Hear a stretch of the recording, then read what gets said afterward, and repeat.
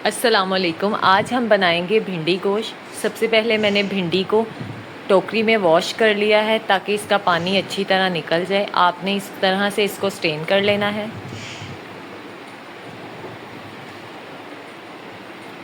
भिंडी को मैंने दोनों साइड से काट दिया है। दोनों साइड से काट के आप चाहें तो इसके 2 पीस भी कर सकते हैं। मैंने भिंडी गोश्त के लिए पूरी भिंडी रखी है और मैंने लिया है बीफ का गोश्त। आप चिकन के साथ भी बना सकते हैं, मटन के साथ भी बना सकते हैं।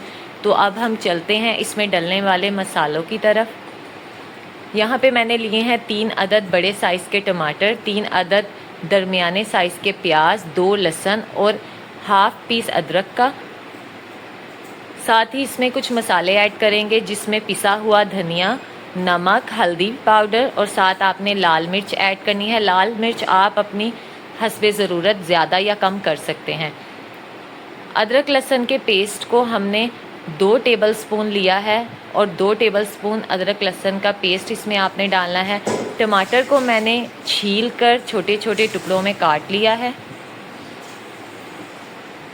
छीलने से मसाले में ये अच्छी तरह मिक्स हो जाएंगे। यहाँ पे मैंने लिया है आधा किलो गोश्त गाय का। आप चाहें तो चिकन या बकरे का गोश्त भी इस्तेमाल कर सकते हैं। एक साइड पे मैंने प्याज को ब्राउन होने के लिए रख दिया था। आपने 5 से 10 मिनट तक प्याज को अच्छी तरह ब्राउन कर लेना है। प्याज को आपने डार्क ब्राउन नहीं करना, आपने इसको गोल्डन ब्राउन करना है। 5 से 7 मिनट तक आप चम्मच को चलाते जाएं ताकि प्याज जले नहीं। 5 से 7 मिनट के बाद मेरी प्याज गोल्डन ब्राउन हो चुकी है। अब हमने इसमें डाल देना है अदरक लहसुन का पेस्ट। अदरक लहसुन का पेस्ट डालने के बाद मैं इसे प्याज में मिक्स कर दूंगी। 2 से 3 मिनट तक आप इसकी भुनाई कर लें। साथ ही आपने इसमें टमाटर डाल देने हैं। टमाटर छील के डाले हैं तो ये इसलिए मसाले में अच्छी तरह मिक्स हो जाएंगे। आप चाहें तो टमाटर को ग्राइंड करके भी डाल सकते हैं। यहाँ पे हमने अपने बकाया मसालों को भी ऐड कर देना है। साथ ही आपने मसाले को भून लेना है। अब आप चम्मच को चलाते जाएं।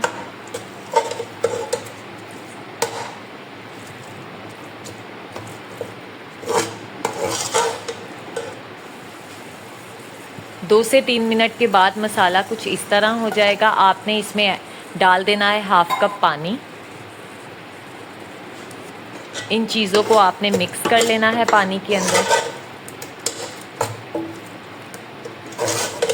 मसाले को पानी में मिक्स करने के बाद हमने इसको ढककर 10 मिनट के लिए छोड़ना है।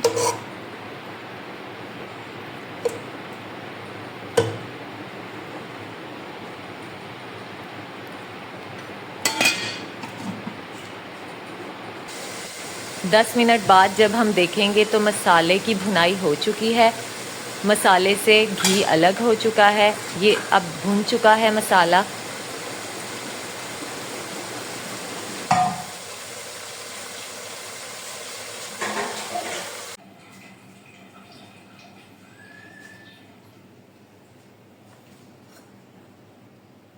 यहाँ पे अब हमने एक कुकर लेना है। कुकर के अंदर हमने गोश्त डाल देना है। जो गोश्त हमने धो के रखा था आपने कुकर में डालने के बाद इसमें शामिल कर देना है मसाले को।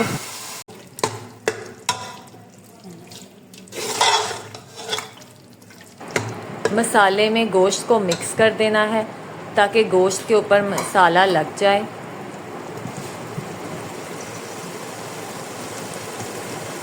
आपने अब आंच को तेज़ करके 5 से 7 मिनट तक गोश्त की भुनाई कर लेनी है।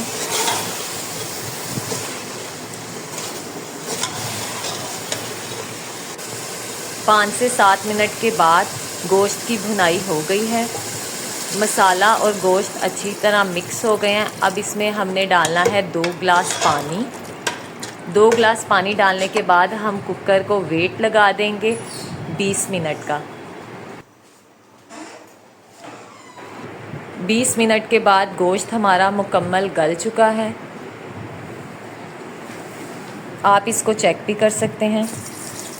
दूसरी साइड पे पतीली में थोड़ा सा घी डाल के आपने भिंडियों को हल्का सा फ्राई कर लेना है।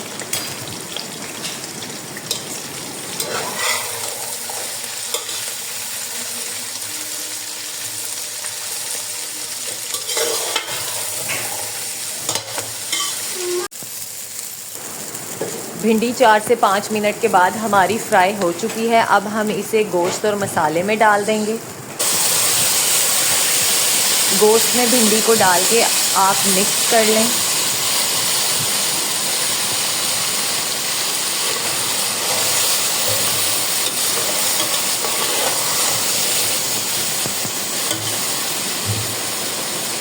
पाँच से 6 दफ़ा आप चम्मच चलाएं और अब इसमें थोड़ा सा पानी डाल दें। आप भिंडी को गलाने के लिए ये पानी हमने डाला है। पानी को मसाले में अच्छी तरह मिक्स कर अब हमने इसे ढक्कन ढक के 15 मिनट के लिए छोड़ देना है। 15 मिनट बाद भिंडी हमारी गल चुकी है।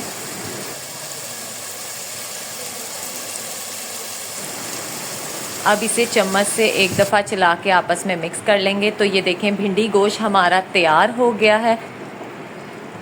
तो अब हम एक डिश लेंगे और इसको डिश आउट कर देंगे सालन को। तो मैंने यहाँ डिश में भिंडी गोश्त डाल दिया है।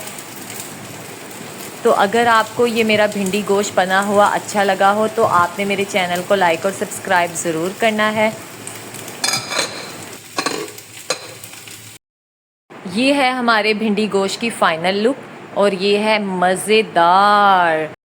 अपना ख्याल रखिएगा। मिलेंगे अगली रेसिपी के साथ। अल्लाह हाफ़िज़।